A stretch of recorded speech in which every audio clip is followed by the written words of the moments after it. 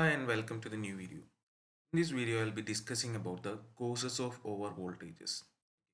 Over voltages ഉണ്ടാവാനുള്ള reasons അല്ലെങ്കിൽ causes എന്തൊക്കെയാണ് ഡിസ്കസ് ചെയ്യുന്നത്. അടുത്തത് മെയിൻ ടോപ്പിക് നമ്മുടെ പ്രൊട്ടക്ഷൻ അഗെയിൻസ്റ്റ് ഓവർ വോൾട്ടേജസ് അല്ലെങ്കിൽ വോൾട്ടേജ് സർജ് ആണ്. അപ്പോൾ അതിന് മുന്നേ എന്തുകൊണ്ടാണ് ഈ ഓവർ വോൾട്ടേജ് അല്ലെങ്കിൽ വോൾട്ടേജ് സർജ് ഉണ്ടാവുന്നത് എന്നുള്ളതാണ് ഡിസ്കസ് ചെയ്യുന്നത്. എന്താണ് ഇതിന് ഇത്ര ഇമ്പോർട്ടൻസ് എന്ന് വെച്ച് കഴിഞ്ഞാൽ പലപ്പോഴും നമ്മളുടെ പവർ സിസ്റ്റം എക്യുപ്മെൻറ്റ്സ് ഇപ്പോൾ ജനറേറ്റേഴ്സ് ആവാം, ട്രാൻസ്ഫോമേഴ്സ് ആവാം, അല്ലെങ്കിൽ ട്രാൻസ്മിഷൻ ലൈൻസ്, ഇൻസുലേറ്റേഴ്സ്, അങ്ങനെ എല്ലാ സാധനത്തിലും പലപ്പോഴും ഓവർ വോൾട്ടേജ് വരാനുള്ള സാധ്യത ഉണ്ട്. ഓവർ വോൾട്ടേജ് എന്ന് പറഞ്ഞാൽ ഒന്നുമില്ല, നോർമലി അത് സബ്ജക്റ്റഡ് ടു ആയിട്ടുള്ള വോൾട്ടേജിനെക്കാട്ടിലും നോർമൽ കണ്ടീഷനിൽ അത് അതിന് അക്രോസ് വരേണ്ട വോൾട്ടേജിനെക്കാട്ടിലും കൂടുതൽ വോൾട്ടേജ് വരുന്നതിനെയാണ് നമ്മൾ ഓവർ വോൾട്ടേജസ് എന്ന് പറയുന്നത്. അപ്പോൾ ഈ ഓവർ വോൾട്ടേജസ് എന്ന് പറയുന്നത് പല പല കാരണങ്ങൾ ഉണ്ടായിരിക്കാം. മെയിനായിട്ടുള്ള ഒരു കാര്യം ലൈറ്റ്നിങ് ആണ്, അതേപോലെ opening of the circuit breaker, grounding of the conductor, ഇതൊക്കെ ആയിരിക്കാം അതിനുള്ള പല റീസൺസ്. ഓക്കെ, ഇതിലെ പല ഓവർലോഡുകളും ഓവർ വോൾട്ടേജസും അത്രത്തോളം സിവിയർ ആയിരിക്കണം എന്നില്ല, എന്നാലും ചിലതൊക്കെ അത്യാവശ്യം സിവിയർ ആണ്. ഓക്കെ, അപ്പോൾ അതുകൊണ്ട് തന്നെ അത് അതിൻ്റെ ഓരോന്നിൻ്റെയും പെർഫോമൻസിനെ എഫക്റ്റ് ചെയ്യും. Performance of circuit interrupting equipments and the protective devices. അപ്പോൾ അതുകൊണ്ട് ഓവർ വോൾട്ടേജ് നമ്മൾ കുറച്ച് സീരിയസ് ആയിട്ട് എടുക്കേണ്ട കാര്യം തന്നെയാണ്. അതിനനുസരിച്ചുള്ള എന്താണെന്ന് വെച്ച് കഴിഞ്ഞാൽ, ഇല്ലെങ്കിൽ ഈ appreciable number of these over voltages are of sufficient magnitude to cause the insulation break down of equipment in the power system. അപ്പോൾ ഇൻസുലേഷൻ ബ്രേക്ക് ഡൗൺ ഉണ്ടായി കഴിഞ്ഞ് കഴിഞ്ഞാൽ പ്രശ്നമാണെന്ന് നമുക്ക് ഓൾറെഡി അറിയാം. അതുകൊണ്ട് തന്നെ means to limit the magnitude of the over voltages produced and to control their effect on the power operating equipment should be taken. അപ്പോൾ അത് നമ്മൾ ലിമിറ്റ് ചെയ്യാൻ നോക്കണം. അപ്പോൾ അത് ആണ് മെയിനായിട്ട് നമുക്ക് ഇനി പറയാനുള്ളത്. അപ്പോൾ അതിന് മുന്നേ എന്താണ് ഓവർ വോൾട്ടേജ്, അതിനുള്ള റീസൺസ് എന്താണ്, കോസസ് എന്താണെന്നുള്ളത് പറഞ്ഞിട്ട് അടുത്ത വീഡിയോസിൽ അതിലേക്ക് വരാം. ഓക്കെ, സോ ഓവർ വോൾട്ടേജ് അല്ലെങ്കിൽ ജനറലി പറയാം വോൾട്ടേജ് സർജ് എന്നാണ് പറയുക. Voltage surge. So voltage surge is a certain rise in voltage for a very short duration on the power system, and it is also called the transient voltage. Okay, so ഒരു ചെറിയൊരു നേരത്തേക്ക് ഉണ്ടാവുന്ന increased വോൾട്ടേജിനെയാണ് എന്തെന്ന് പറയുന്നത്, പീക്കിനെയാണെന്ന് പറയുന്നത് നമ്മൾ voltage surge or transient voltage എന്ന് പറയുന്നത്. And the transients or surges are of temporary nature and exist for a very short duration, say a few hundreds of microseconds, but they cause over voltages on the power system. അപ്പോൾ ഇത് വളരെ വളരെ ചെറിയ ഡ്യൂറേഷനിലേക്കാണ് നിൽക്കുന്നത് ഈ ട്രാൻഷൻ അല്ലെങ്കിൽ surge എന്ന് പറയുന്നത്. അതായത് ഹൺഡ്രഡ്സ് ഓഫ് മൈക്രോ സെക്കൻഡ്സ് ഒക്കെ ഡ്യൂറേഷൻ ഉണ്ടാവുള്ളൂ, എന്നാലും അത് എന്താ ഓവർ വോൾട്ടേജ് പവർ സിസ്റ്റത്തിൽ ഉണ്ടാക്കാനുള്ള ഒരു പോസിബിലിറ്റി അവിടെ ഉണ്ട്, അല്ലെങ്കിൽ അതിന് പറ്റും. And they originate from switching and other causes, but by far the most important transients are those caused by lightning striking transmission line. Okay, ഇപ്പോൾ അതിന് പല കോഴ്സുകളുണ്ട്. ഇപ്പോൾ മുന്നേ പറഞ്ഞ പോലെ ഓപ്പണിംഗ് ഓഫ് സർക്യൂട്ട് ബ്രേക്കർ, അങ്ങനെ പല പല റീസൺസ് ഉണ്ടെങ്കിലും ഏറ്റവും ഇമ്പോർട്ടൻ്റ് ആയിട്ട് വരുന്ന അല്ലെങ്കിൽ ഏറ്റവും സിവിയർ ആവാൻ ചാൻസ് ഉള്ളവരെന്ന് പറഞ്ഞാൽ ലൈറ്റ്നിങ് ആണ്. ലൈറ്റ്നിങ്ങിൻ്റെ എഫക്റ്റ് പവർ സിസ്റ്റത്തിലോട്ട് വരാം. ലൈറ്റ്നിങ് നമുക്ക് ഓൾറെഡി അറിയാം എന്താ ഫ്ലോ ഓഫ് ചാർജസ് ആണെന്നുള്ളത് ഡീറ്റെയിൽ ആയിട്ട് നമ്മൾ ഇതിൽ വരുന്നുണ്ട്. അപ്പോൾ അതുകൊണ്ട് അതാണ് ഏറ്റവും സിവിയർ ആയിട്ടുള്ള കാര്യം. So when lightning strikes A line, the surge rushes along the line just as flood of water rushes along narrow valley when the retaining wall of a reservoir at its head suddenly gives away. അപ്പോൾ ഇത് lightning അത്രത്തോളം severe ആണെന്ന് പറയുന്നത്. Okay, water flow ചെയ്യും, flood ഉണ്ടാവുന്ന പോലെ തന്നെ. And in most of the cases such surges may cause the line insulators near the point where the lightning has struck to flash over, and may also damage the nearby transformers, generators, or other equipment connected to the line if the equipment is not suitably protected. Proper protection അവിടെ ഇല്ലെങ്കിൽ lightning അത്രത്തോളം അതിൻ്റെ effect severe ആവാം. കാരണം അതെന്താ ഇൻസുലേറ്റേഴ്സിൻ്റെ ഒക്കെ break down, flash over ഒക്കെ ചെയ്യാൻ ട്രാൻസ്ഫോമറും ജനറേറ്ററും ഒക്കെ അതിനടുത്തുള്ളത് നമ്മളെ ലൈറ്റ്നിങ് എഫക്റ്റ് ചെയ്ത പോയിന്റിന് അടുത്തുള്ളതിനൊക്കെ നശിപ്പിക്കാനുള്ള ചാൻസസ് ഉണ്ട്. അപ്പോൾ അതുകൊണ്ട് പ്രോപ്പർ പ്രൊട്ടക്ഷൻ ലൈറ്റ്നിങ്ങിന് എഗെയിൻസ്റ്റ് ആയിട്ട് നമ്മൾ കൊടുക്കണം എന്നുള്ളതാണ് പറഞ്ഞു വരുന്നത്.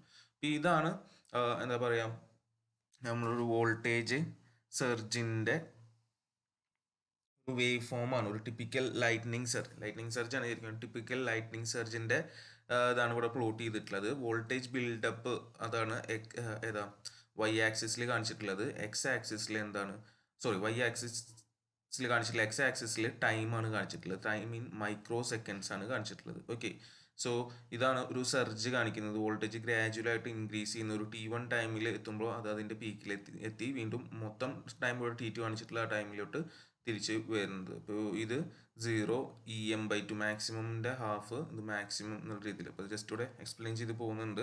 So it may be seen that the lightning introduces a steep fronted wave. ഒരു സ്റ്റീപ്പ് ഫ്രണ്ട് ആയിട്ടുള്ള വേവ് ആണ് ഇവിടെ കാണുന്നത്. സ്റ്റീപ്പ് റൈസ് ഇൻ വോൾട്ടേജ് ആണ് കാണുന്നത്. Okay, and the steeper the wave front the more rapid. അതായത് സ്റ്റീപ്പർ ആവുക എന്ന് പറഞ്ഞു കഴിഞ്ഞാൽ ഈ ഒരു പോർഷൻ ഇങ്ങോട്ട് നീങ്ങുക എന്നാണ് അർത്ഥം. സ്ലോപ്പ് കൂടുക എന്നാണ് അർത്ഥം. ഇത് പെട്ടെന്നായിട്ട് റൈസ് ആവും എന്നാണ് അർത്ഥം. Okay, so the steeper the wavefront, the more rapid is the buildup of voltage at any point in the network. And in most of the cases, this buildup is comparatively rapid, being of the order of 1 to 5 microseconds. 1 to 5 microseconds ഉണ്ടാവുള്ളൂ ഈ ഒരു T1 എന്ന് പറയുന്നത്, ഈ steep rice എന്നാണ് പറയുന്നത്.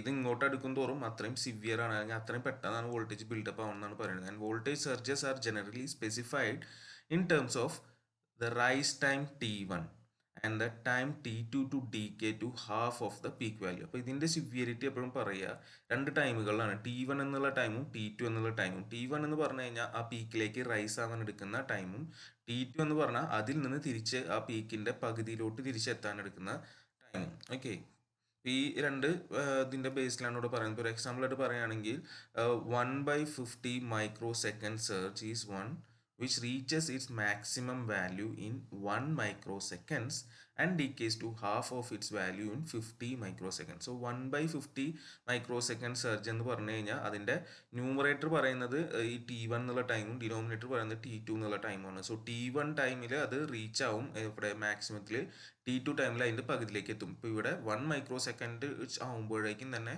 Maximum വോൾട്ടേജിലേക്ക് എത്തി.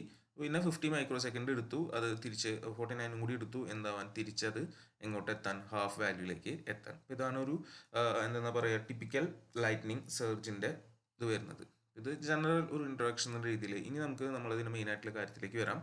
Causes of over voltages അല്ലെങ്കിൽ സർജസ്, എന്തൊക്കെയാണ് ഇതിൻ്റെ റീസൺസ്? ഇപ്പോൾ രണ്ട് ടൈപ്പ് ആയിട്ടാണ് മെയിനായിട്ട് ക്ലാസിഫൈ ചെയ്തിട്ടുള്ളത്, internal causes and external causes. Internal causes പല ടൈപ്പുകൾ വരുന്നുണ്ട്.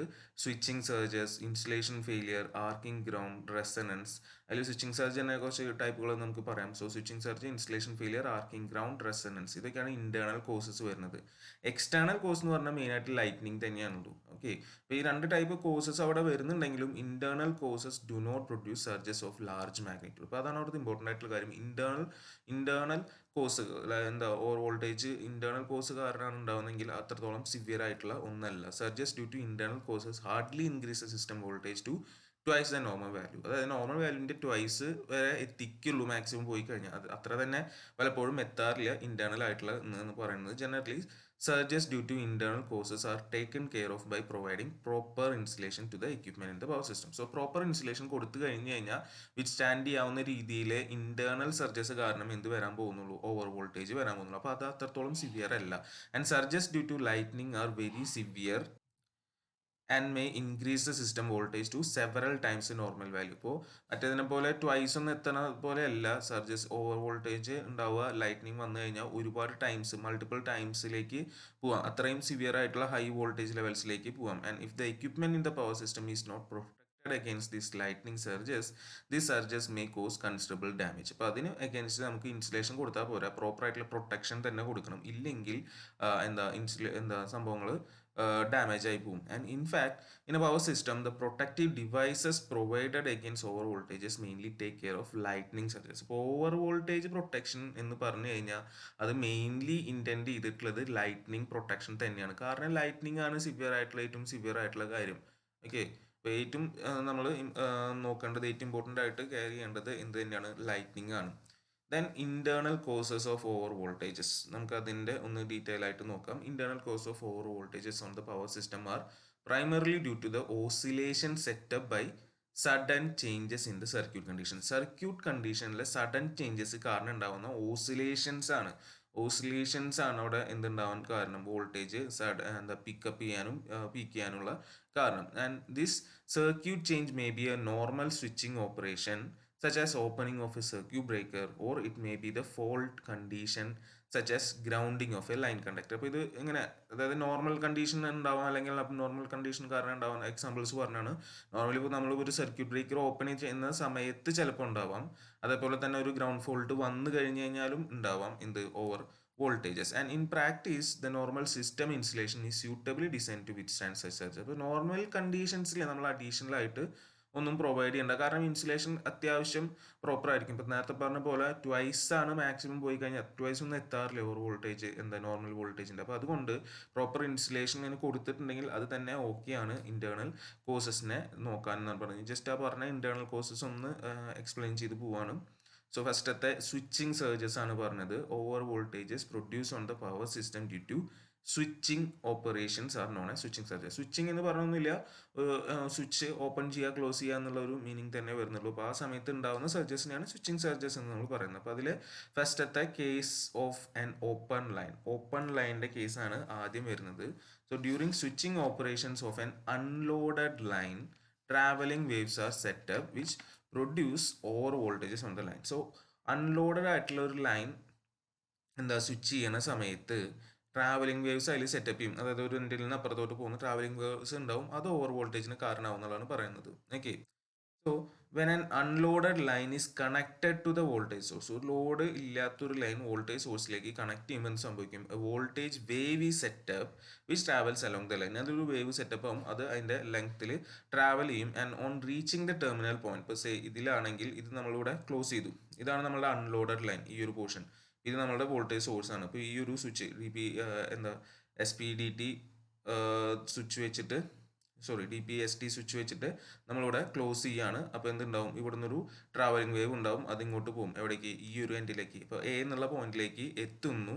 And it is reflected back to the supply and without change of sign. സോ അത് അവിടുന്ന് തിരിച്ച് ഇങ്ങോട്ട് തന്നെ വരും, ഇനി അവിടുന്ന് വേറെ ഒന്നും ഇല്ലാത്തതുകൊണ്ട്. And this causes the voltage doubling. അപ്പോൾ ഇവിടെ തിരിച്ചെത്തുമ്പോൾ ഇരട്ടി വോൾട്ടേജ് ആണ്, ഈ ആണെങ്കിൽ 2A എന്ന രീതിയിലേക്ക് ആവും. അപ്പോൾ this causes voltage doubling, that is voltage on the line becomes twice the normal value. ഇപ്പോൾ നോർമൽ വാല്യൂവിനെ ട്വൈസ് ആയിട്ട് മാറും.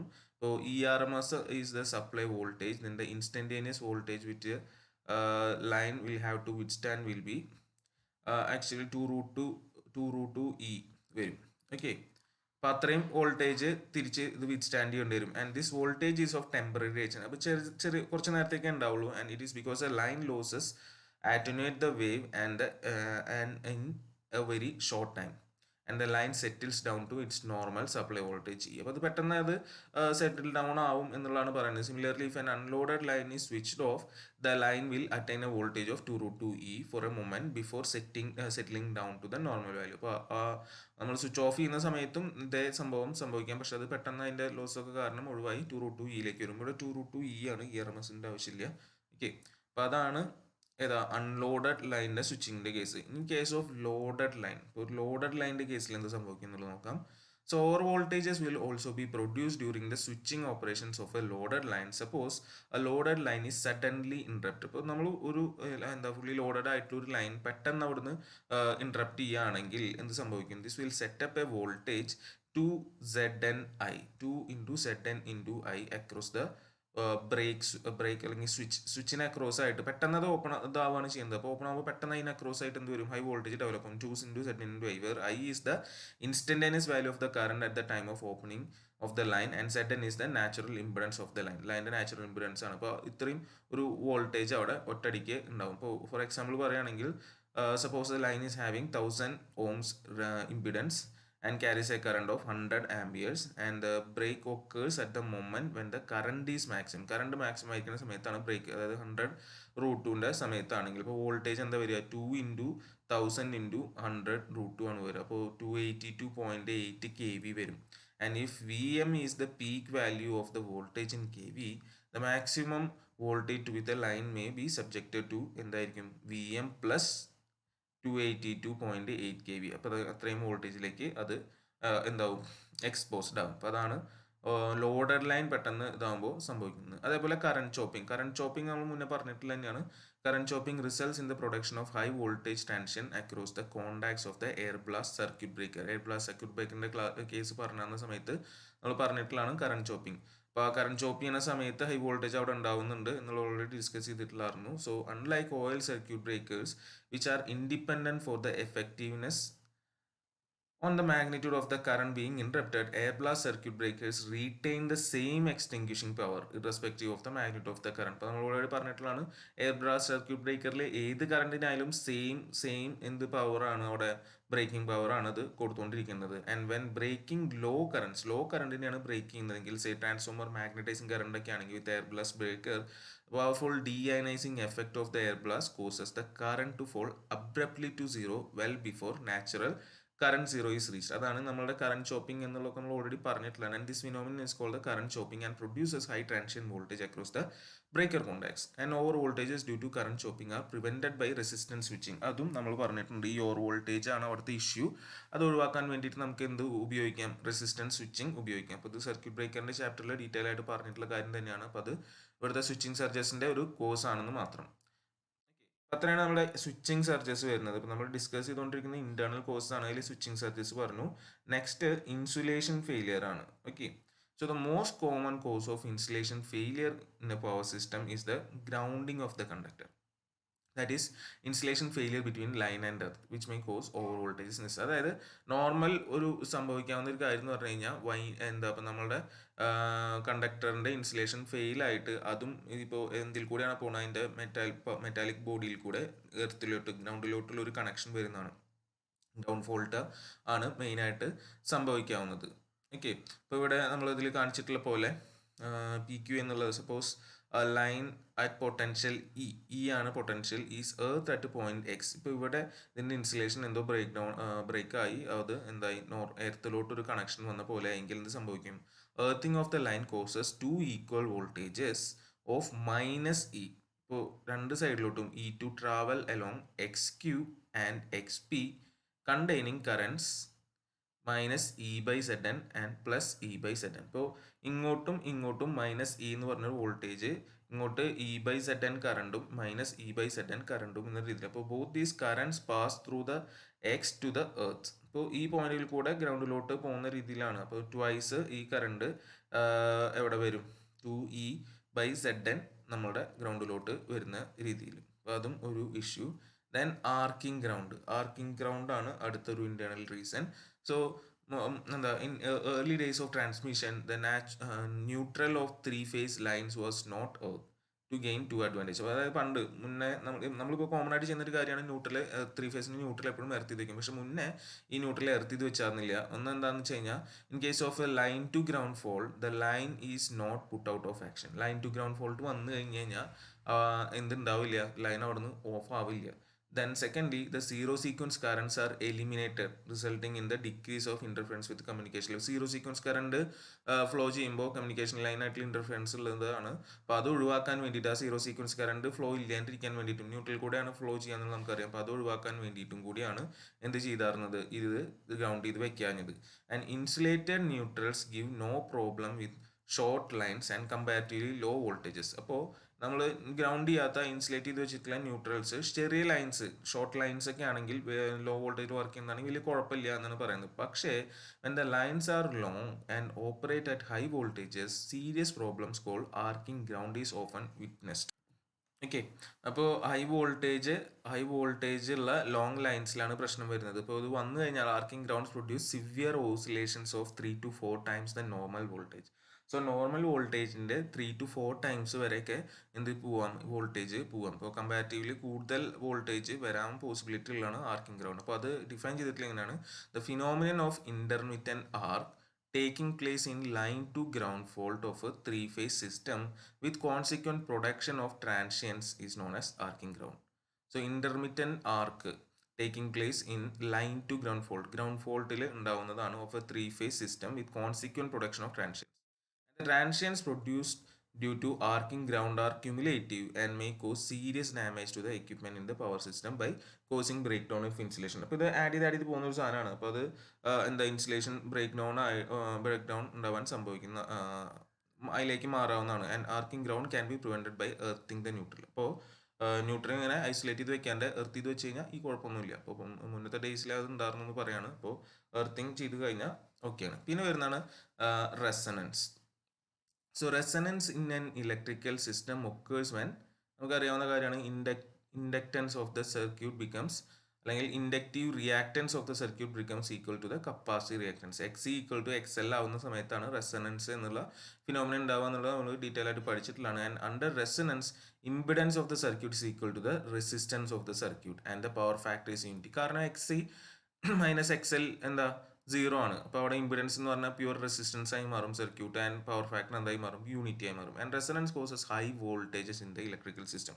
ഇത് കാരണം ഹൈ വോൾട്ടേജ് അവിടെ ഉണ്ടാവും. And in the usual transmission lines the capacitance is very small so that resonance rarely occurs at the fundamental supply frequency. ഇപ്പോൾ normal കേസിൽ റെസൊണൻസ് ഉണ്ടാവാനുള്ള ചാൻസ് വളരെ കുറവാണ്, കാരണം കപ്പാസിറ്റൻസ് ചെറുതാണ് അതുകൊണ്ട് തന്നെ. But if generator EMF wave is distorted, the trouble of resonance may occur due to fifth or higher harmonics, and in case of ungrounded cables too. Underground cables.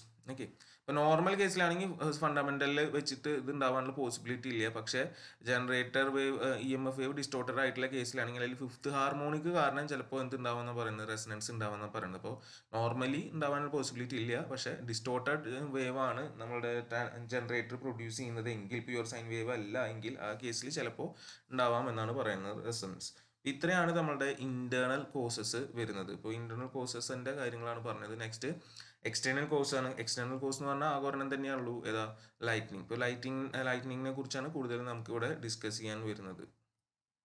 Okay, so lightning is an electric discharge between the cloud and earth, between clouds or between the charge centres of the same cloud is known as lightning. Okay, lightning എന്ന് പറഞ്ഞാൽ എന്താ, electric discharge between cloud and earth ആവാം, ക്ലൗഡും എർത്തും തമ്മിലുള്ള discharge ആവാം, or between clouds ആവാം, or between the charge centres of the same cloud.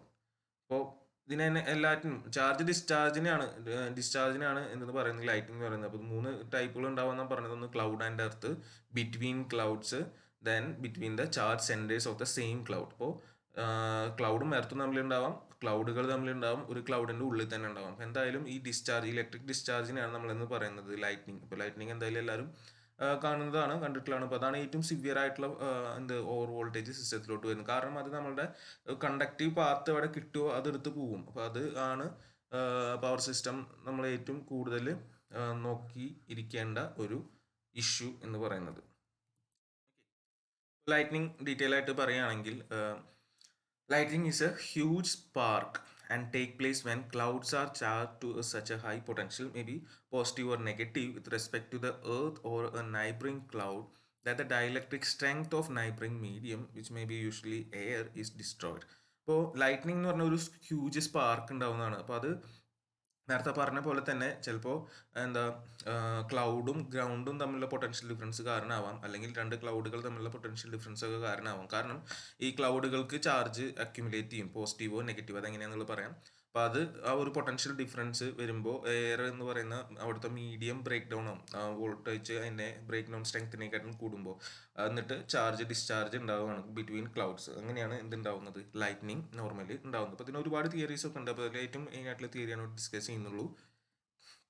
So there are several theories, and the most accepted one is that during the uprush of warm moist air from the earth, friction between the air and the tiny particles of water causes the building up of charges. ഇപ്പോൾ താഴ്ന്ന് warm air മേലോട്ട് പോകുന്ന സമയത്ത് എന്തുണ്ടാവും, friction between the air and tiny particles of water, ഇപ്പോൾ which causes the building up of charges. അപ്പോൾ ഇതാണ് അവിടെ എന്തുണ്ടാവുന്നത്, ചാർജ് ബിൽഡപ്പ് ആവാൻ കാരണമാവുന്നത് എന്തില്, ഈ വാട്ടർ പാർട്ടിക്കിൾസിൽ. And when drops of water are formed, the larger drops become positively charged and the smaller drops becomes negatively charged. Large drop പ്ലസും smaller drops മൈനസുമായിട്ടാണ്, നെഗറ്റീവായിട്ടാണ് ചാർജ് ചെയ്യുന്നത്. And when the drops of water accumulate they form cloud. ഇപ്പോൾ ഈ water drops accumulate ചെയ്തിട്ടാണ് എന്തുണ്ടാവുന്നത്, cloud ഉണ്ടാവുന്നത്. And hence the cloud may possess either a positive or a negative charge depending upon the charge of drops of water they contain. ഇപ്പോൾ വലിയ ഡ്രോപ്പാണോ ചെറിയ ഡ്രോപ്പുകളാണോ അക്യുമുലേറ്റ് ചെയ്തതിനനുസരിച്ച് പോസിറ്റീവ് ചാർജ് ഉണ്ടാവും, അല്ലെങ്കിൽ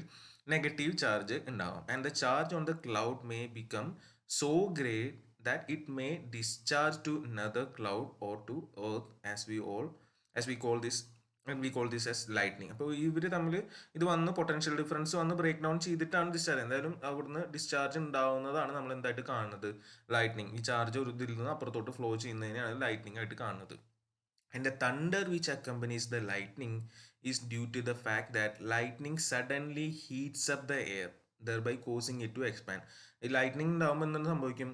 എനർജിയാണ് അവിടെ. എന്തുണ്ടാവും? ഹീറ്റ് ഉണ്ടാവും. ഹീറ്റ് ഉണ്ടാകുമ്പോൾ എന്തുണ്ടാവും? എയർ എക്സ്പാൻഡ് ചെയ്യും. എയർ എക്സ്പാൻഡ് ചെയ്യുമ്പോൾ എന്ത് സംഭവിക്കും?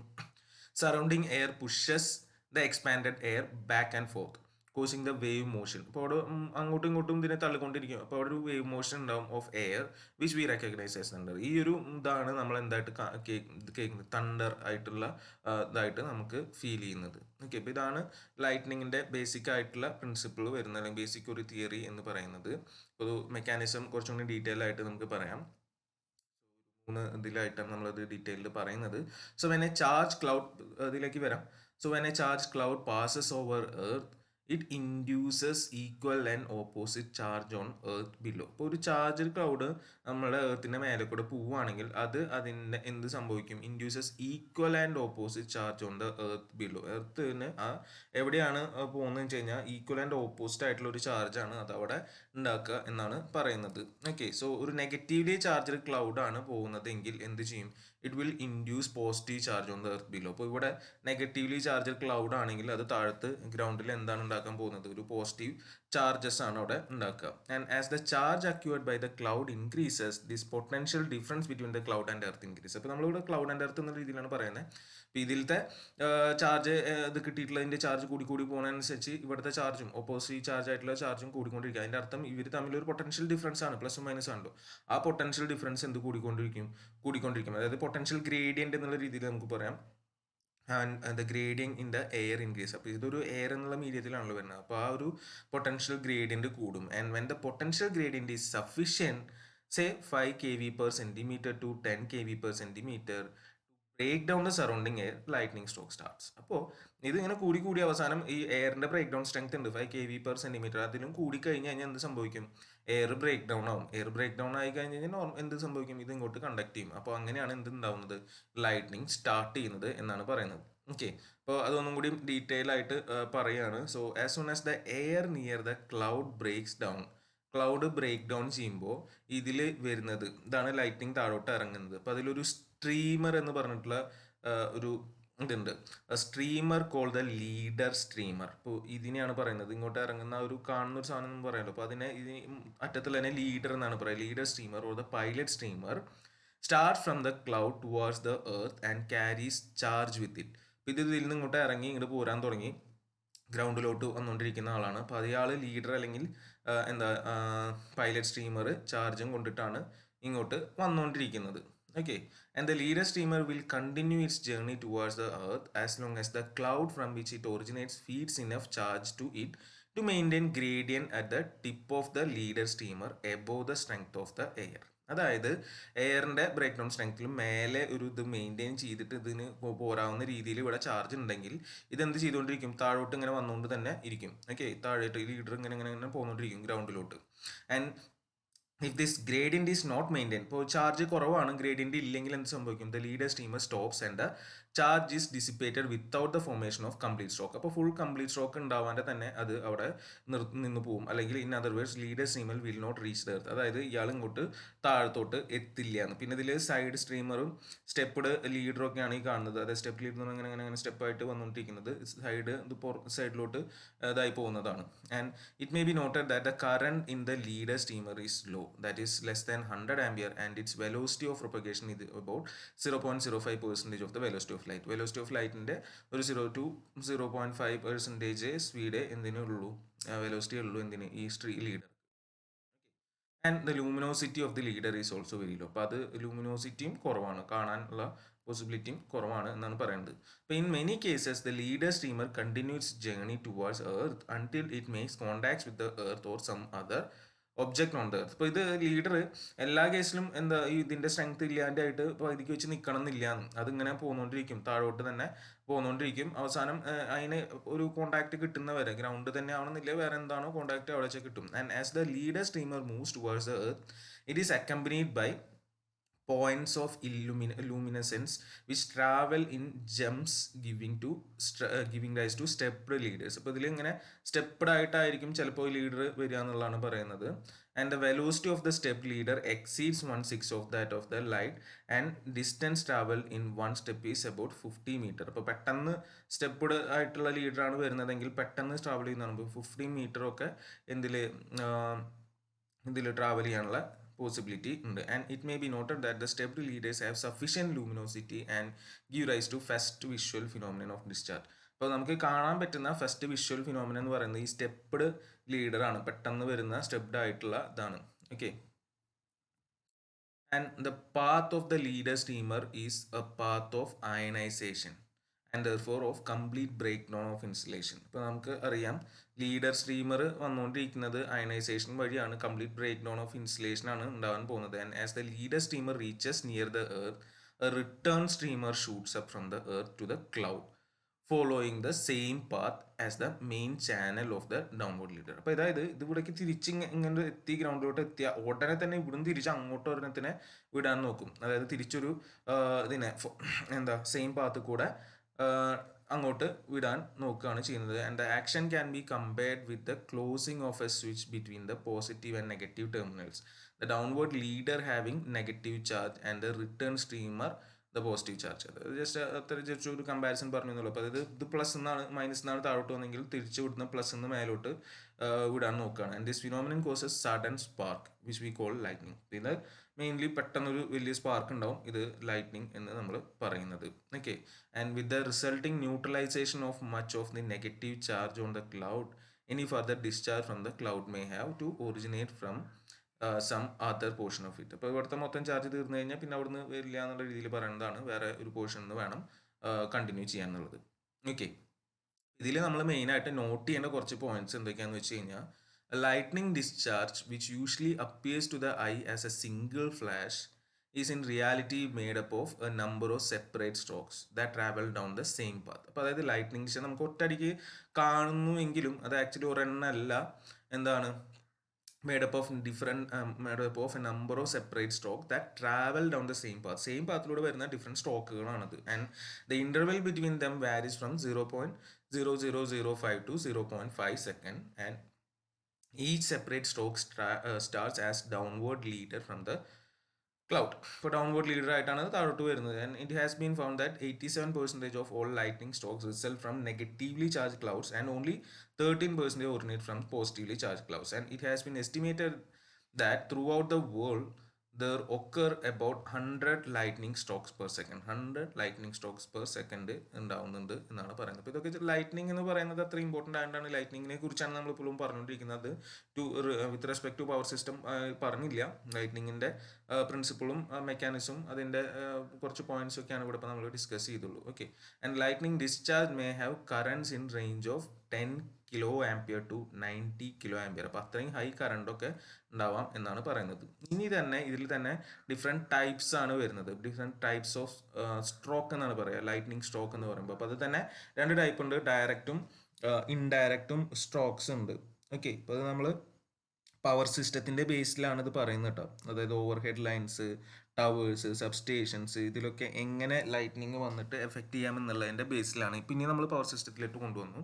അതിൻ്റെ ബേസിൽ 2 എണ്ണമായിട്ട് പറയാം, ഡയറക്റ്റ് സ്ട്രോക്ക്, ഇൻഡയറക്റ്റ് സ്ട്രോക്ക് എന്നുള്ള രീതിയിൽ. ഡയറക്റ്റ്ലി തന്നെ 2 ടൈപ്പൊക്കെ ഉണ്ട്, സ്ട്രോക്ക് എയും സ്ട്രോക്ക് ബിയും. ഇപ്പോൾ ഇതാണ് ഇനി ഡിസ്കസ് ചെയ്യാനുള്ളത്.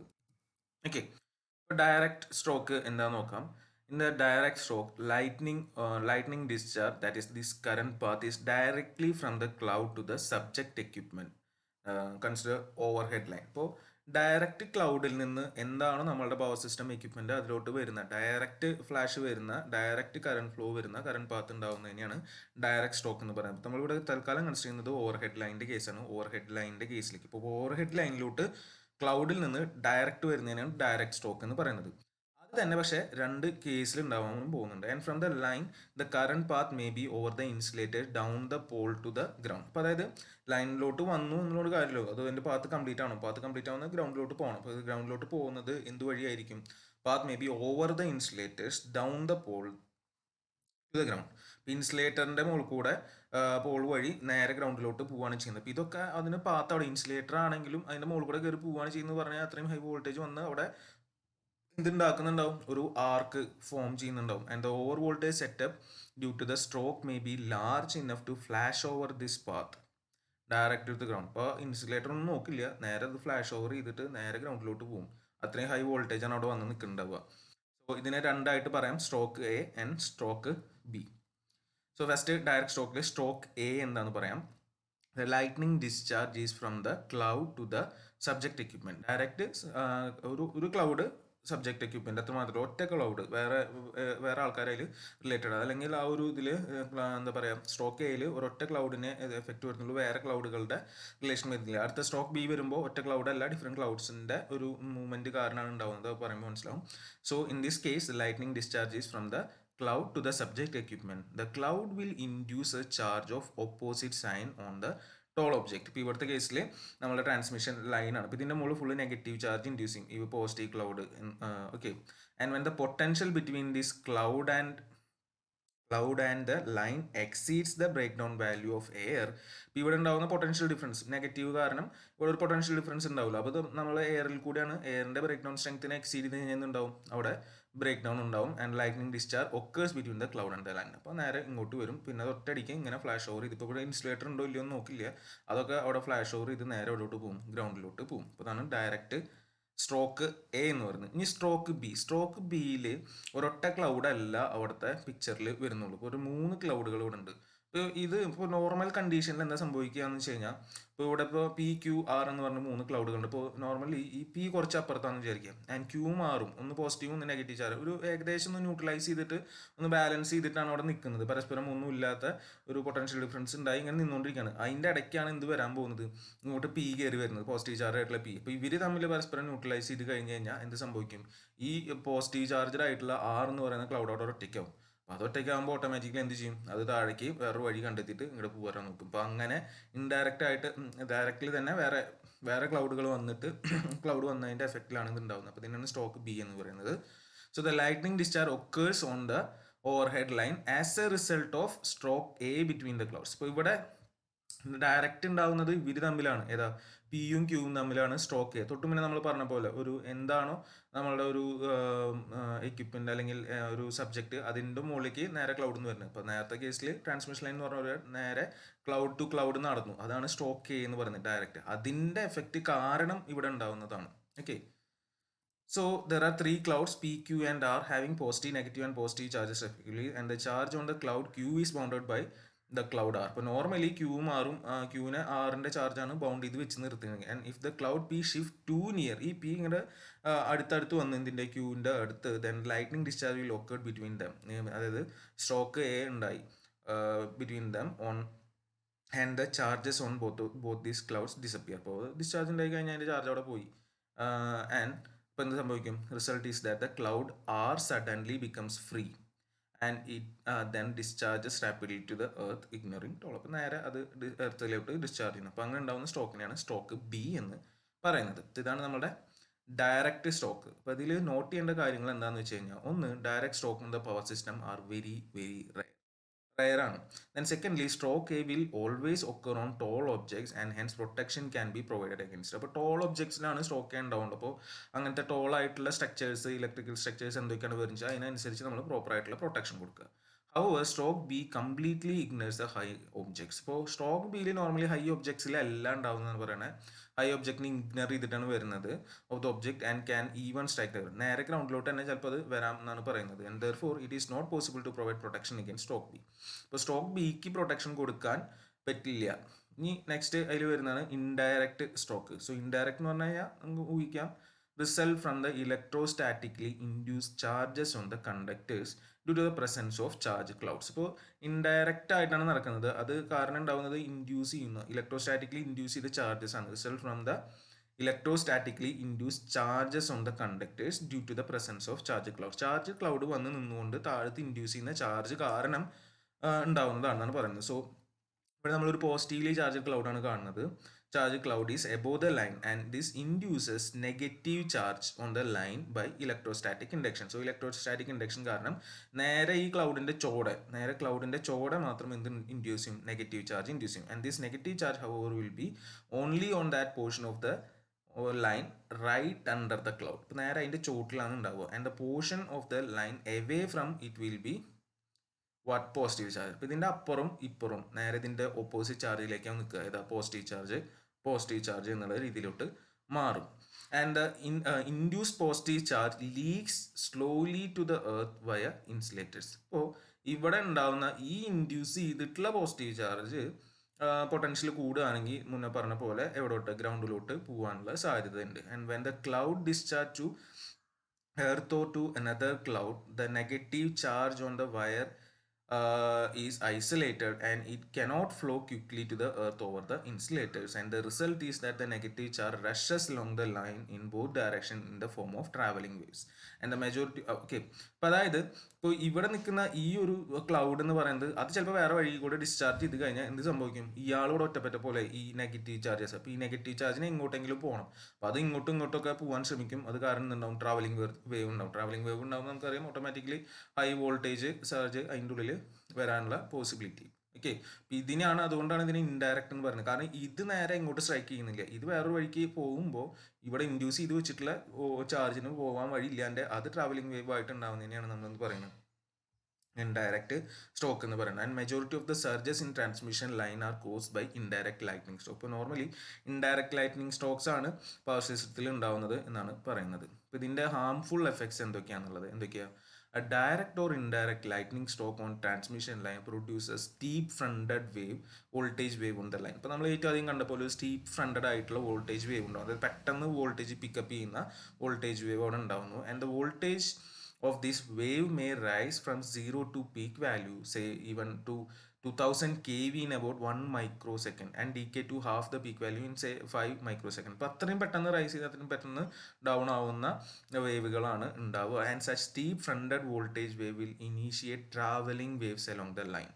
ട്രാവലിംഗ് വേവ്സ് ഉണ്ടാക്കും ട്രാൻസ്മിഷൻ ലൈനിൽ രണ്ട് direction, in both directions with the velocity dependent upon the L and C parameters of the line. അപ്പോൾ L C parameters transmission line പാരാമീറ്റേഴ്സിനെ ഡിപ്പെൻഡ് ചെയ്തുകൊണ്ട് അവിടെ എന്തുണ്ടാവും, ട്രാവലിംഗ് വേവ്സ് ഉണ്ടാവും. ട്രാവലിംഗ് വേവ്സ് അത്രയും സിവിയർ ആയിട്ടുള്ള കാര്യം നമുക്ക് ഓൾറെഡി അറിയാം.